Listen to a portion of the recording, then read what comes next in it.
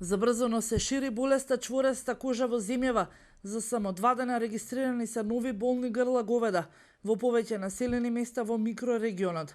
Надлежните велат дека болеста била локализирана само во источниот дел, но не и во останатите региони во земјава. Анализите покажуваат дека секој ден се откриваат нови случаи. Агенцијата за храна и ветеринарство заедно со дирекцијата и повеќе надлежни институции посочуваат дека во следните денови ќе се разгледува и можноста да се побара и прогласување воредна состојба за овие региони или на цела територија на земјата, во зависност од брзината и појавата на нови жаришта и ширењето на болеста, доколку лабораториските наоди се потврди за постоењето на болеста и во останатите региони. Болеста не е зоонозна, односно не се пренесува на луѓето ниту пак преку млекото и месото, меѓутоа причинува поголеми економски штети на сточарите, но поради превентива на сточарите им се забрани и продажба на млеко.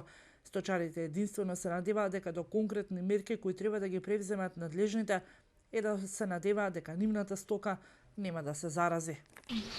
Абе, таа е опасна болест, ги знам, кожна болест, где има на слики објавено там на продавници, где по тешкоти и сносе, това не ми е познато.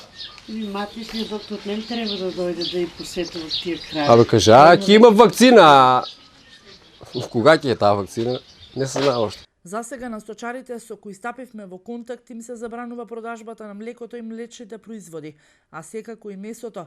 Вирусот многу лесно се шири бидејќи е високо заразен, но степенот на смртност е многу низок.